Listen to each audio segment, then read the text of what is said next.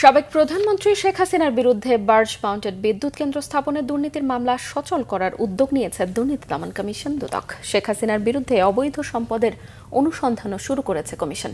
নাবিল জাহাঙ্গীরের রিপোর্টে বিস্তারিত।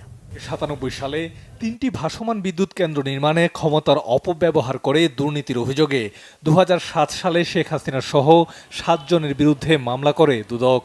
শেখ হাসিনার আবেদনে 2010 সালে মামলাটি বাতিল করে রায় দেয় হাইকোর্ট। এই রায়ের বিরুদ্ধে 5452 দিন বিলম্বনা মার্জনা চেয়ে রবিবার লিভ টু আপিলের আবেদন করেছে দুদক। আবেদনের শুনানি হবে 15 জুলাই। এইটার বিরুদ্ধে এখন দুদক স্টেপ নিয়েছে to file leave petition. Accordingly আমি লিভ পিটিশন ফাইল করেছি। এইটা গত 17 মার্চ চেম্বার কোর্টে এসেছিল। চেম্বার কোর্ট আজকে ফিক্স করেছিল for hearing before full court. তো আজকে অ্যাপিলেট ডিভিশনে 1 নম্বর কোর্টে এটা এসেছিল। ওনারা ডিসিশন নিয়েছেন যে না, এটা হচ্ছে ফুল বেঞ্চ, অর্থাৎ 7 জন জজ একসাথে বসেই শুনবেন এবং আগামী 15 জুলাই এটা তারিখ নির্ধারণ করেছে ফুল বেঞ্চে শোনার জন্য।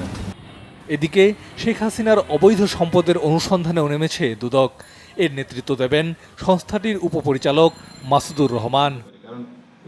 এদিকে মৌলভীবাজারে দুদকের গণশুনানি শেষে সংস্থাটির চেয়ারম্যান জানান, শেখ হাসিনা বিভিন্ন সময়ে তার অনেক সম্পদের তথ্য গোপন করেছেন। আমরা প্রধানমন্ত্রীর সম্পদ বিবরণী, ইতিপূর্বে প্রদত্ত সম্পদ বিবরণী, তার যে প্রদত্ত বিবরণী, নির্বাচনের সময় তিনি যে সম্পদ বিবরণী দিয়েছেন, তার ট্যাক্সেশনের ট্যাক্স রিটার্নে যে সম্পদ বিবরণী দেওয়া হয়েছে এবং আমরা যা পেয়েছি তার মধ্যে আমরা তুলনামূলক পরীক্ষা করে দেখছি যে তাতে সম্পদের পরিমাণ অনেকাংশে গোপন করা হয়েছে। তো কাজে সেগুলি আমরা মনে করছি একসময় এগুলি মামলা মোকদ্দমার দিকে এগোবে এবং আমরা সেভাবে এগিয়ে যাব।